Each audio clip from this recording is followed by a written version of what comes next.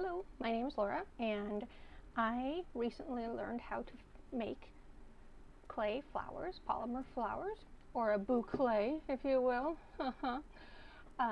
And people have asked me how I did it, so I was going to show basically how I make it happen.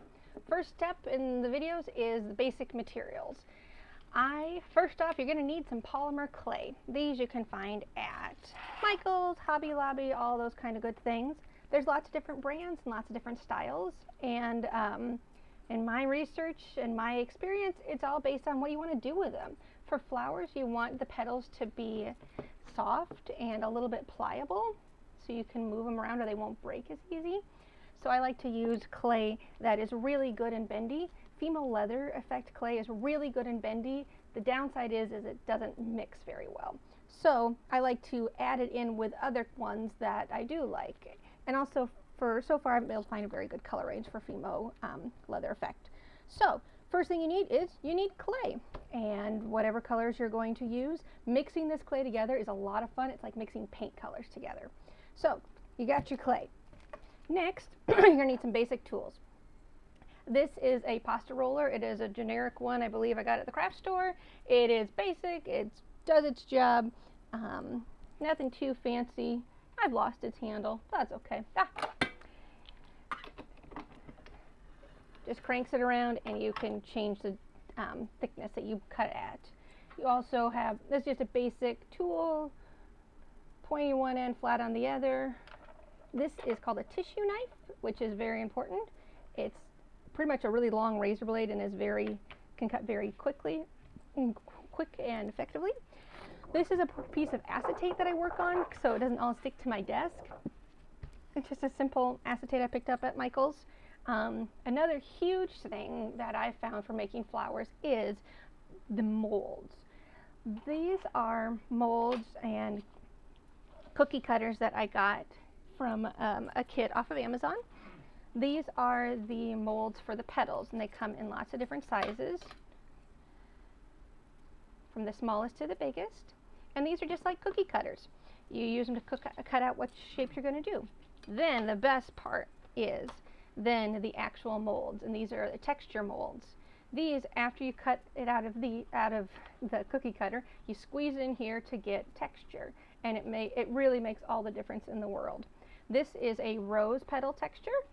Another favorite of mine is the tulip texture. Also very good is leaf texture. These are all the things I've used to make the flowers in this vase. Now let's see, otherwise for tools that you're also going to want, you're going to need some wire to attach the flower to, and good old tin foil. So if you'd like to work along with me, and in the next video I'll show you how I make a basic rose.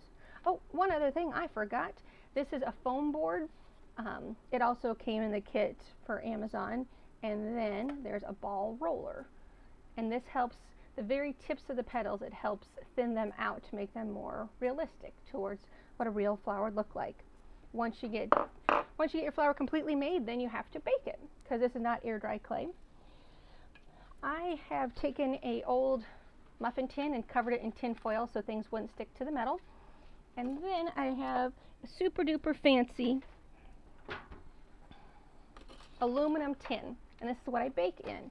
I put all the flowers in here. These shapes are really good so the flowers don't move around on you. Like this little iris that's going to be baked soon, it's got tinfoil in it to keep it safe, but then it's got a nice little nook in here to stay. Now, let's pretend I was going to bake this. I take the top part of it, and I take some binder clips and I clip it closed. You can bake polymer clay in a toaster oven, or you can use your actual oven. For me, the flowers I was making didn't really fit into my toaster oven very well, so I've been using an actual oven. But because a smell and an odor comes off of them, I didn't want it really going on my oven walls, so I've created this little doodad. So everything stays in here while it's baking. I put it in the oven, I bake it according to the package instructions, and then when I take it out, I take it outside, and then I open it up and let those lovely plastic fumes fade away before I actually touch it or do anything else again. So, basic tools you'll need are a pasta roller. I've used just basic rollers in the past, and it's completely different. It's, if you want to do anything with clay, you really do want a pasta roller. You'll definitely need a tissue knife. Basic tool, comes in handy for a lot of things. A ball roller, they come in lots of different sizes. A foam board. And the petal shapes that you'll need for the flower kinds that you're going to make. These again are rose petals, and this is a rose petal mold. So, and then you need something to bake it in. Somehow you need to harden the clay, and some tin foil and some rope and some wire to build it all on. So these are the basic materials that work for me and I've been using. So next video I'll show you how I make a rose. Thank you.